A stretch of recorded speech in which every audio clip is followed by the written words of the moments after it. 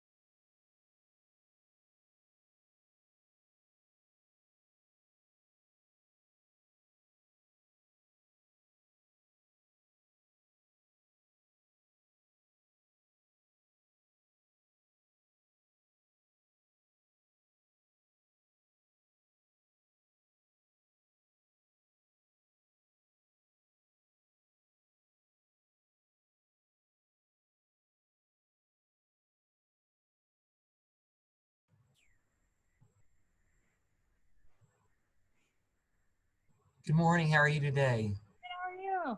Good. Thanks for joining us today. Oh, my pleasure. Thank you so much for having me. Yes. And we're recording this because we have some first-year students, professors who would like to use this. Is that okay? Of course, yeah. Perfect. Okay. What I thought I would do is I would introduce you, and then I'll go on mute. Everyone else is on mute, and we'll just turn it over to you. Perfect. And can you remind, do we have is it till 11 or 10:45? What's my time frame? Yeah, it'd be your 10:45. You're 11:45. That's right. Perfect. Okay.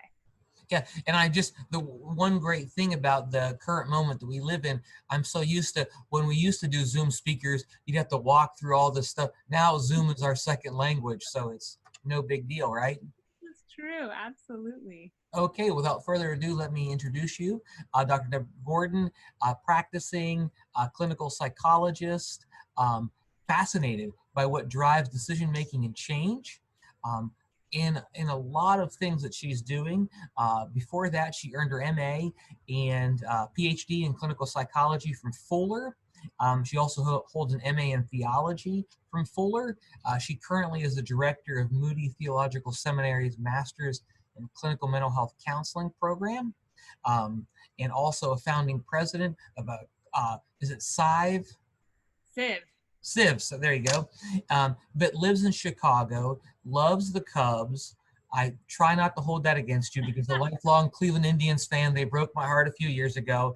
But also just really an exciting book that she's written, Embracing the Uncomfortable. And we're very excited to have you with us today. Thank you so much. Thanks.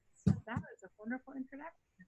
And yes, I am a big Cubs fan, and not having baseball this year has been painful.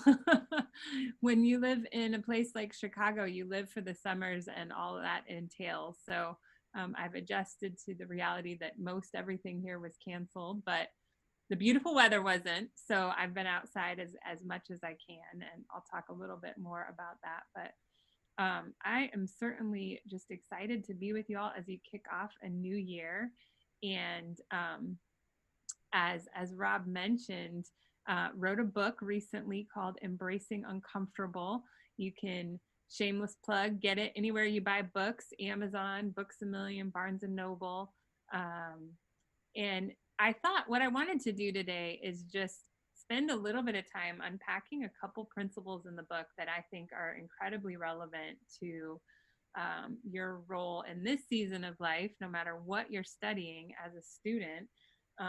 But I do think the principles of the book really can apply to any different area in your life. And so let me just kind of give you a little bit of my heart behind why I wrote the book, and then I'll kind of launch into just a few things. And then I love to save some time at the end for a bit of Q&A. And I always preface, you're welcome to raise your hand.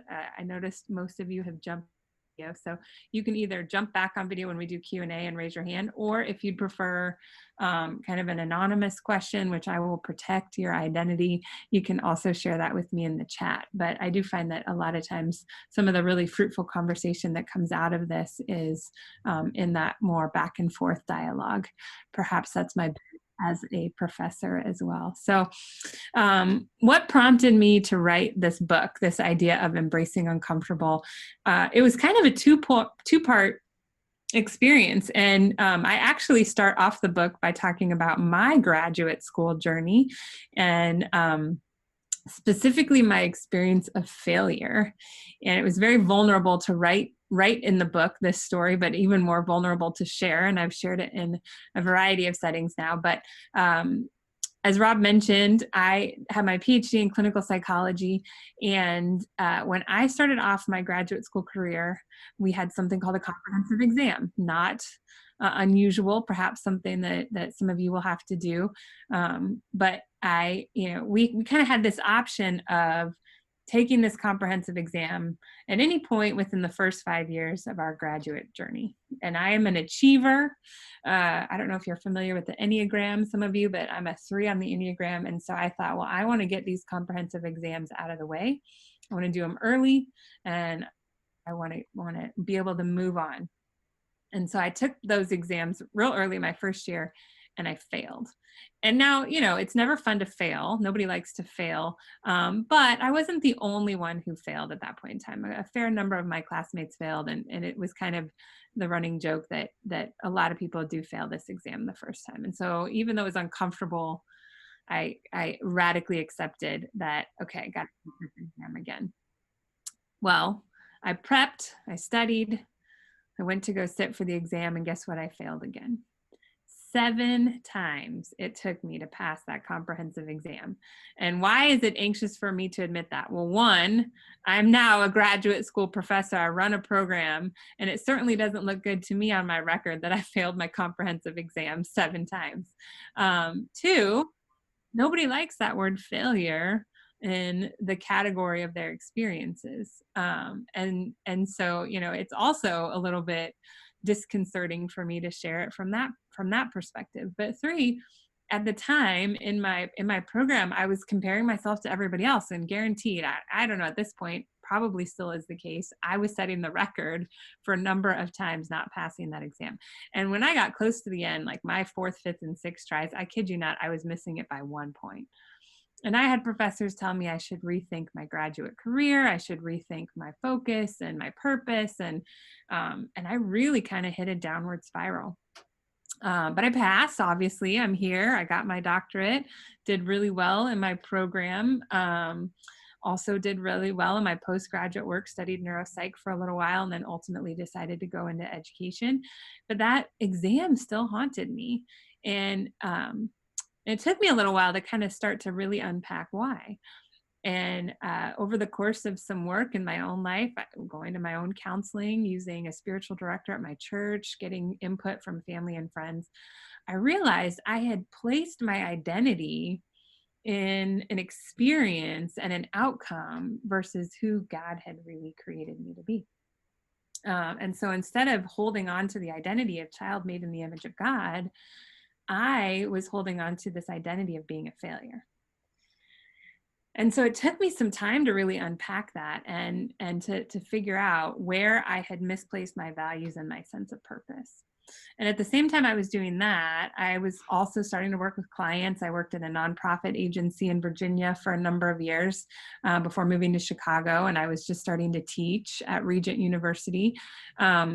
And I started to see a similar pattern. Now, you could maybe argue because I was going through it in my own life, I had a certain rose-colored glasses on to be seeing it in the lives of others. But I really did see how it's so easy for us to place our identity, and I think ultimately then what follows is our sense of purpose, in outside external circumstances, what we expect that we should look like or be treated like in a role, what we think society is telling us to look like or be like or behave like, and perhaps even from our family of origin. And so as I started to unpack that really became the motivation for this book, Embracing Uncomfortable, which ultimately is about how living according to our core values and our purpose is really essential to living a congruent life, a life that we feel content with. And my whole motivation in writing Embracing Uncomfortable is not to say that comfort is bad, but it is to say that those everyday decisions that we embark upon, the little ones that lead up to the big ones in our life journey, are ones that we need to be intentional to consider and to recognize where we may be defaulting to safety, which is what I would equate to comfort in a lot of circumstances, and security, likely based on habitual patterns of behavior, the things that we're used to and that we've kind of created a rhythm in, instead of stepping into the discomfort that produces transformational growth. So as I was thinking about what I wanted to share with you all today, 3 things came to mind. And this to me is just something that I would hope my students embraced as a part of their experience in school, no matter if they're starting off on their first year or stepping into their last. But I think these 3 things can be really influential and impactful in your career journeys at this point. And the first is not to confuse purpose with success. So I think oftentimes, we connect those two and we make them inseparable, that my purpose must equal success. And I think oftentimes we see purpose as occupationally driven or situationally specific. And I want to unpack that for just a moment here. If you go on Google and you type in the word purpose, you're going to get thousands of hits related to your occupational status and pursuits. And I can tell you in my own experience as a psychologist working with clients, I get a lot of clients that come in and who feel purposeless or lacking a sense of direction in their purpose because their life circumstances don't align with their expectations, meaning they thought at this stage in life they'd be married, or they thought at this stage in life they'd be a parent, or that they'd be, so high up in their organization, or they'd be doing this particular type of work, or they would have created this type of family dynamic. And because those circumstances and situations haven't aligned, they don't feel like they're living out of their purpose. And I think that's where that connection of purpose and success comes into play. And my hope is that we can start really chiseling out that connection and seeing purpose as something that we can live out no matter our season or circumstance. And so, again, shameless plug for the book. I've only got about 45 minutes here, 15 of which I'm hoping to leave for questions. So if you struggle with really understanding what your purpose is, I do have some exercises in the book that help tease that out. But I want to tell you just a little story to illustrate this point of what I really believe purposeful living looks like. I don't know if any of you have visited Chicago. Being Midwesterners, or at least in the Midwest now, you're not too far away. So hopefully some of you have traveled to my beloved city. But obviously we're a large metropolitan city, right? Third largest in the country. And we have a very robust transportation system. Years ago, I actually got to tour the back end operations of the CTA, Chicago Transportation Association. And it was fascinating, the work that they're doing. But what I learned was there are actually, that we are quite stellar here in the United States for our transportation system, and that people travel from all over the world to come and study our buses and our train system and the way it functions. That being said, it is still a very difficult task, I would imagine, to operate a major mass transit system. And I experienced that personally because I live downtown and I take public transportation. And about 5 or 6 years ago, I was on my way to work, waiting to get on the bus, and the bus pulled up, the door opened, and I got on. But something different happened that day. Typically, you get on the bus in the Chicago, you're lucky if the bus driver even looks in your direction, maybe gives you kind of an acknowledging grunt, or maybe tells you to get on the bus quickly and move to the back. Most of the time, they ignore you and are mildly grumpy at best. Well, this particular day, somebody who I've affectionately named bus driver Betty opened the door, looked me in the eye, and said, "Welcome aboard my bus. It's an amazing day. I hope that you feel loved today and that you have an amazing experience in this wonderful city." And I was like, well, that's weird. And I got on, paid my fare, sat down, and bus driver Betty continued this positive, affirming communication with every passenger that got on her bus. But also, as we were driving along, she would hop on the loudspeaker. She would say, check out this amazing landmark. And she'd tell us the history of it. She'd tell you to turn to the person next to you and tell them they're lucky to be alive. And about 20 minutes into my ride, I couldn't help myself. I worked my way up to the front and I said to the bus driver, I said, "Hey, I got to be honest, I've been riding the bus in Chicago for a long time and I have never encountered anyone like you. Why are you this way?" And she looked me in the eye, and I'll never forget. She goes, "I'm just living out my purpose." And it struck me as I continued to think about that days, weeks, and even years later. I have never met somebody in the course of my life who as a child or as a young adult said, "My purpose in life is to drive a bus." Maybe some little kids, in their young ages who get real fascinated with transportation and like Thomas the Tank Engine, maybe that's what they think. But typically, that's not necessarily something we think is purposeful. And yet this person has transformed my life drastically when it comes to purposeful living.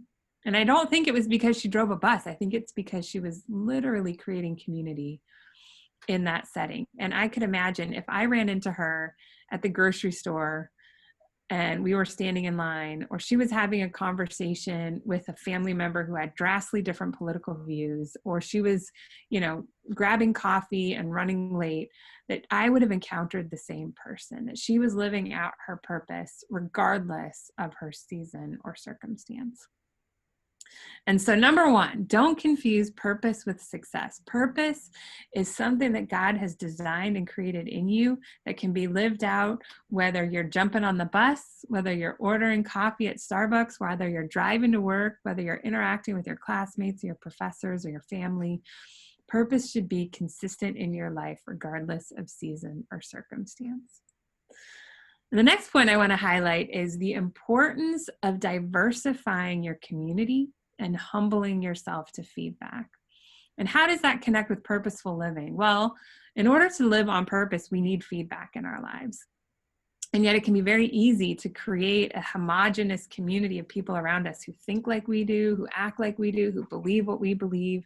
And we're never exposed to a diverse community of thinkers. And people who've been raised in different circumstances and backgrounds, who do different things than we do, who perhaps even have different spiritual beliefs than we do.